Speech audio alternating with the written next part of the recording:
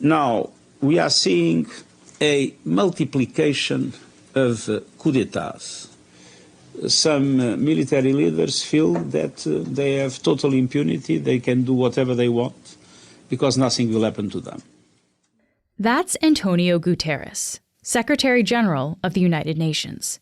He's talking about a string of coups that happened in Africa. He said that back in 2021. Since then, there have been even more coups in the region. Gabon, Niger, Burkina Faso, Mali, Sudan. The list keeps growing.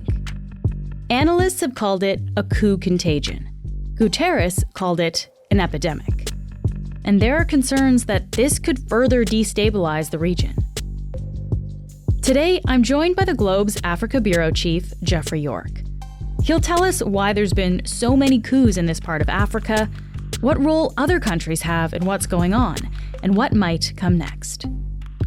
I'm Menaka Raman-Wilms, and this is The Decibel from the Globe and Mail.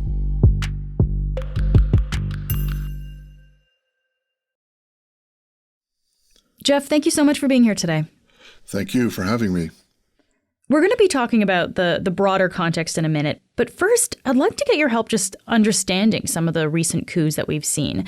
Let's start with Niger. There was a coup there at the end of July. What happened? Well, the military, which had been, seen as a major partner of the West, countries like Canada, United States had been training the military in Niger extensively. But at the end of July, the military in Niger took power, seized power, despite, a lot of denunciations from regional African leaders and from West Africa, from the African Union, from the West. Everyone condemned the coup, but the leaders of that coup are still in power today. And it's created quite a humanitarian crisis, from what I understand as well. Well, what happened was the West African regional bloc, ECOWAS, imposed sanctions and closed borders in Niger after the coup. And that has led to sharply rising prices for a lot of food and other staple items in Niger. It has certainly caused a lot of economic turmoil. However, it has not seemed to put any pressure on the coup leaders so far. They remain in power. There's been also threats of military intervention by ECOWAS, but again, those threats seem to be empty. The juntas of neighboring Burkina Faso and Mali voiced their support for the coup on Monday and warned that any military intervention in Niger will be considered a declaration of war against their countries too. Meanwhile, so far, there's been no significant sign of any relenting by the coup leaders in Niger. And then, of course, a month later, at the end of August, we also saw then a coup in Gabon. Can you tell me about that one? Yeah, that came right after the latest election in Gabon. And I should put that in quotation marks. I mean, it's an election, but it really had very little credibility. The elections in Gabon have been re-electing the same family that's been in power for more than half a century. That's usually not a good sign of a functioning democracy, of course. Exactly. It's just been one family in power for 50 years. The oil wealth has not trickled down. People are still poor. The vast majority are still poor. And in the last two elections this year and the last one in 2016, the elections just had no credibility. For example, the one in 2016, the province where the president is from claimed to have a 99.9% turnout and 95% voting for the president. Yeah, high numbers like that are also usually a sign of not a functioning democracy. Yeah, exactly. Now, this is what can easily be described as a palace coup. The leader of the coup is someone who is sometimes reported to be a cousin of the president. It's unclear his exact relationship with the president, but it's very clear that he was a member of the inside elite, a member of the ruling elite. It's not someone who is seen as bringing a lot of change to Gabon. People on the street were celebrating after the coup, but I think it was mainly, as in most of these cases, a case where people celebrate because they want change. I saw the same thing in the streets of Zimbabwe in 2017 when there was a military takeover. People were desperate for change after 37 years of rule by Robert Mugabe. People saw the economy deteriorating, getting close to collapse, hyperinflation, collapsing currency, the healthcare system on the verge of collapse, cholera outbreaks. The country was in a disastrous state, and so they were desperate for change. And so when the military took over in Zimbabwe in 2017, there was tens of thousands of people on the streets celebrating, cheering the soldiers. Not because they were pro-military, but because they wanted change. These coups fit into a larger trend in the region. If we look specifically in the past 3 years, there have been 9 coups in 7 African countries. They all have their own circumstances, of course, but Geoff, are there any common factors here? Well, I think there's several common factors. One of them is a growing unhappiness, discontent with the economic situation. Recently, over the last year or two, the economies in many of these countries have really deteriorated for the average person because of rising food and fuel prices, and things like fertilizer prices have skyrocketed because of Russia's invasion of Ukraine. And there's a growing discontent and a desire for change. And what's happening is they're not seeing elections as a way to bring change. So often these elections are really controlled. They're not a level playing field. They're not free and fair. There's a growing sense that democracy is not working in their countries. It's not producing actual change. The opposition doesn't have much of a chance. The so-called elected leaders end up abusing their power. There's human rights abuses. There's a concentration of power in a few hands. And so people are losing faith in elections. And so they're willing to tolerate coups. The other connecting thread is that there's a lack of resistance. It's become sort of a permissive environment for coups. Internationally, there's rhetorical criticism. Western leaders, decry these coups and condemn them, but there's not much backup. So many examples now where military rulers have grabbed power and managed to hold on to it. Sometimes they promise some kind of vague transition to civilian rule in several years, and this is often enough to ease the pressure. And the other thing is that in the past, they might have been dependent on Western support for their militaries. Now they have alternatives. They can go to Russia. We've seen Mali and Central African Republic doing major agreements with Russia to bring in Russian mercenaries, thousands of Russian mercenaries, as the security partner for their militaries. When it comes to the economy, they have China as a major alternative to the West. There's a lot more Chinese trade and investment, and China has sort of a no-strings-attached level of support for African countries. They don't care if it's a military regime or not. They support whoever's in power. This is really interesting because there sounds like there's a lot of factors here. But if I can just back up for a second, I wonder about who's being deposed by the coups. Geoff, are there any overlap there? Are they dictators, elected officials? What do we see? Well, in a lot of cases, they are people who they're leaders who are nominally civilian and nominally seen as democratic, but really the connecting thread is that they were the beneficiaries of elections that were not very free and fair. So if you're in a situation where you don't actually see your elections as free and fair as kind of democracy as you maybe imagined it to play out, I guess is that maybe why you see people turning to support the military in a coup in this way, because the alternative of democracy didn't actually play out the way that they were promised it would be. Exactly, and the polling data that we're seeing from companies like Afrobarometer, we're seeing that a rising number of Africans are unhappy with what democracy is producing. They're unhappy with the elections. I think only in one poll, there was only 44% who said that elections allow people to remove unwanted leaders, and 53% were willing to endorse coups if elected leaders abuse their powers. So even though there is generally support for democracy, people are so frustrated by the failures of these civilian leaders that they're often willing to accept a coup as a way to change power. And Geoff, we mentioned this a little bit, but I want to come back to the fact that these coups can have a big impact on the civilian population, right? We're seeing after many of these situations, particularly in Sudan and Niger, there's a humanitarian crisis often for the population that follows. What does this mean for the people living there? Yeah, and I would add another example of Zimbabwe. In all of those countries, there were military regimes that took over, and they really failed to deliver the goods.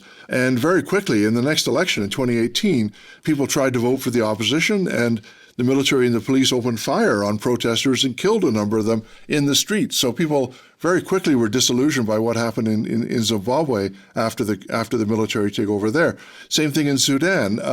The change of power in 2019 was, the toppling of a long-ruling dictator, Omar al-Bashir. He was finally toppled after decades in power as a result of protests in the street. But instead of allowing the protesters to have a share of power, it was the military that took over again.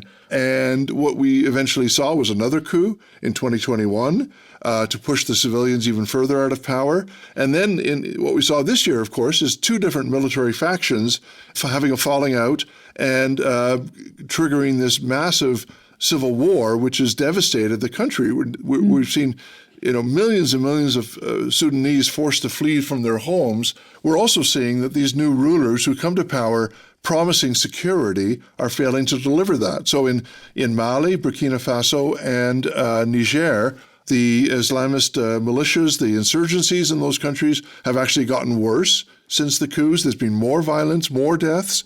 So you're actually seeing worse human rights abuses, no improvement in the economy, and worsening security situation by these leaders who came in to power promising security. We'll be back in a moment.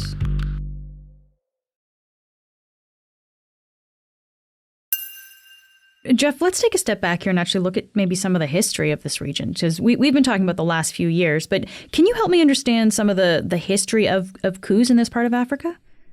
Well, if you go back to the Cold War, coups were very much, proxy conflicts between the superpowers, and they were, often accepted by Washington and Moscow. After the Cold War, there was this sort of nominal policy of opposing coups. There was a greater willingness to bring in sanctions. It was seen as more of a taboo for military coups to take place. So this would have been in the 90s, I guess, after the Cold War? Yeah. So over for about a period of about 10 or 20 years after the Cold War, the 90s and the 2000s, it seemed that coups were declining. They were becoming less common. And it's really only been probably the last 10 years and especially the last 5 years where coups have become more common again. If things were changing after the Cold War, why was that? I guess what was happening to make that shift happen?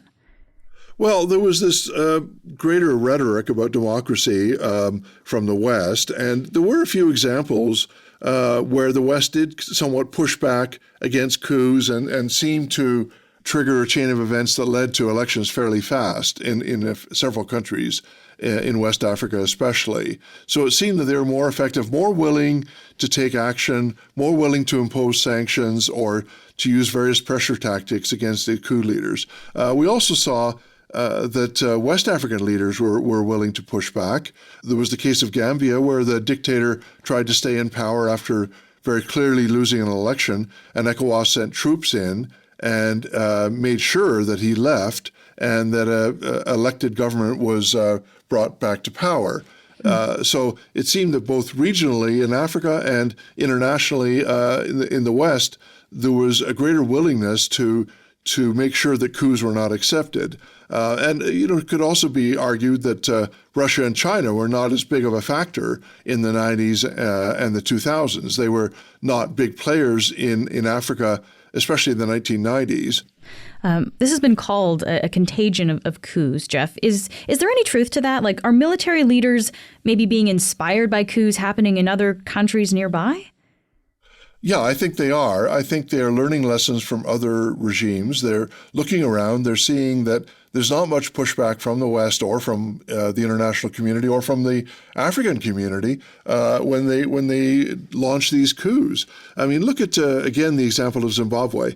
It was clearly a military takeover, a military coup in 2017. I was there in the streets, the tanks, the armored vehicles, the soldiers were in the streets, and yet the African Union refused to call it a coup. The African Union, which has a policy of not accepting coups, it just simply pretended that it was not a coup in Zimbabwe, and that allowed them to evade taking any action. And even regional groups like ECOWAS seemed to accept it for a while. It was only this year, really, that ECOWAS pushed back against the latest coup in Niger and threatened to launch a military intervention against it. But even that has been really empty rhetoric, and there's been just a willingness to resist that pressure. And as a result, the ECOWAS threats seem to be very empty, and military officers can look around and see that the only pushback they get are these kind of empty threats.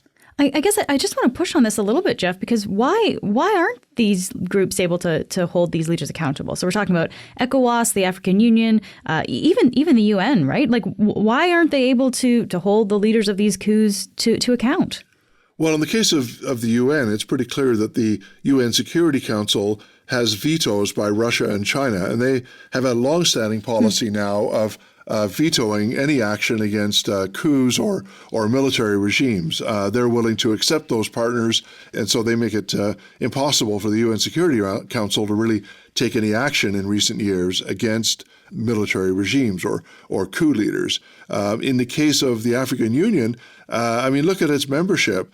They have a number of military regimes as members. They do occasionally kick out a country because of a military takeover. For example, they kicked out Egypt from membership for about a year after the military took over in Egypt. But a year later, they allowed Egypt to return. And I should mention another very, very important example, the Commonwealth, which is a group that is supposed to be in favor of democracy, that claims to have democratic principles and human rights as principles. They have also accepted a lot of these coup leaders and military regimes and undemocratic regimes. Last year, for example, the Commonwealth accepted Gabon as a member, even though it was the same family that had been in power for more than 50 years.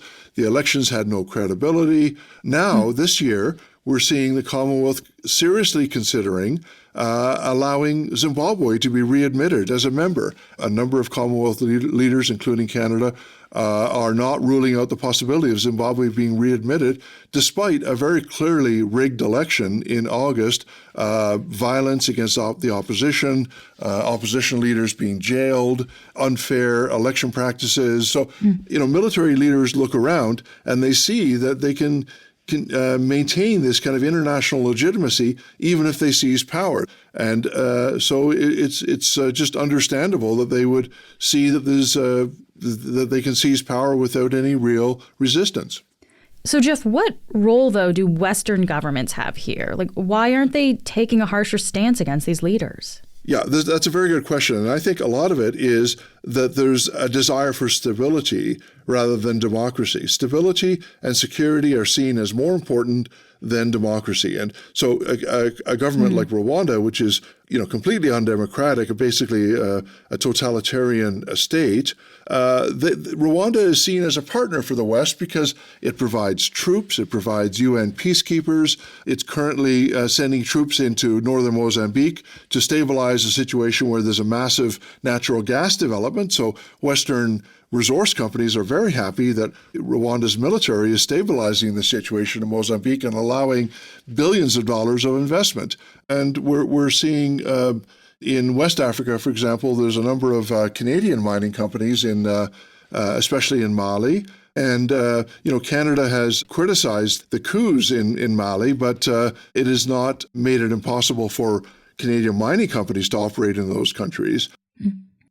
So we've been talking about this idea of contagion, right? That, a coup happens in one country and it kind of encourages or emboldens military leaders in other countries to do the same. I wonder, though, are there any notable countries that have missed this contagion that maybe are in the same region, but we haven't seen a coup take place? Well, yeah, there are a number of rather inspiring democratic stories across Africa. So you're absolutely right. We shouldn't generalize. It's a very, very mixed picture. We shouldn't say that that every country is in danger of a coup. A number of them are. Clearly, there's been recent speculation about which country might be next. People are speculating about the Republic of Congo or Equatorial Guinea or Cameroon. These are countries with long ruling dictators who don't have a lot of popular support and have a lot of natural resources that are sort of propped up by that. But on the other side of the coin, there are a number of countries that have moved in a more democratic direction. Look at countries like Zambia, which have had very impressive rotation of power with opposition politicians winning elections. Look at Nigeria, where in the past, there was a history of military coups and military regimes, and yet over the last 10 or 15 years, it's become increasingly democratic. We've seen changes of government from elections in Nigeria. So, we are seeing a number of examples of democracy broadening in some countries, and coups are not always the path that are taken in many countries. Geoff, thank you so much for taking the time to speak with me today. You're welcome. It's my pleasure. That's it for today. I'm Menaka Raman-Wells. Our producers are Madeline White, Cheryl Sutherland, and Rachel Levy-McLaughlin. David Crosby edits the show. Adrian Chung is our senior producer, and Angela Pacenza is our executive editor. Thanks so much for listening, and I'll talk to you tomorrow.